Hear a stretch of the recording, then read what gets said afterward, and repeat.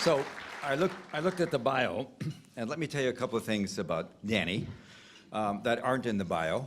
One is that he's actually a hero. He actually fought in combat in one of the few really significant engagements in the first Gulf War, 1991. I think he was just first lieutenant, a couple of years in the service. He was a forward artillery observer. There was a tank battle. He got in the middle of it. I know officers who served with him. You know who I'm talking about, a couple of them. One of them is very close to General Petraeus today, who totally, it's sort of complicated, they totally admire his valor. They can't quite understand why he does what he does. But the fact is that he's a warrior. He fought for his country. He's not just a troublemaker. He's also not new to the business of speaking out.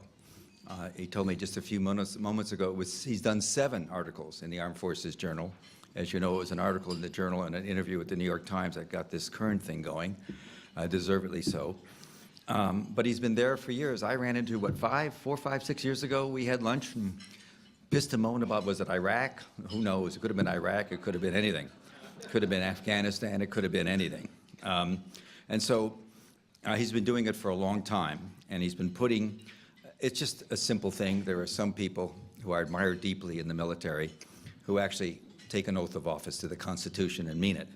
And let me tell you, if Randy can quote Jung, and I'm glad you did, because you make it easy for me to quote de Tocqueville. I don't know what Ridenhour would think of us talking about Jung and de Tocqueville. He was a pretty meat and potatoes guy. But you got to understand the ethos that he comes out of, and what an exceptional person it is to do what he does.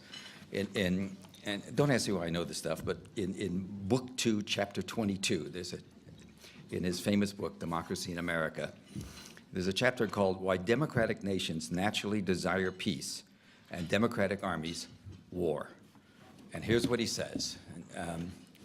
He said, in democratic armies, I'll just read you a few things, if I can get my glasses right.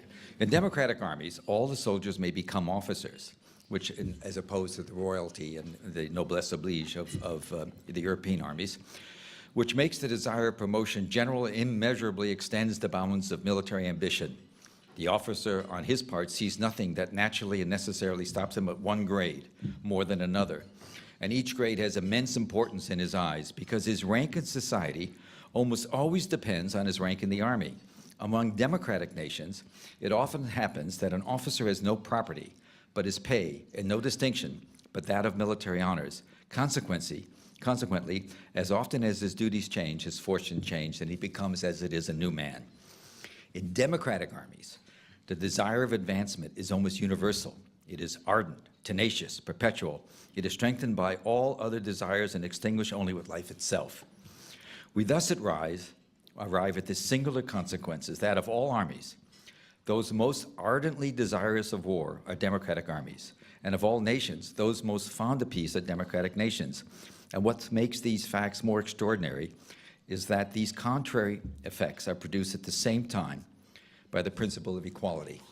So here we are. We're confronted with, in moments of crisis, what do presidents do?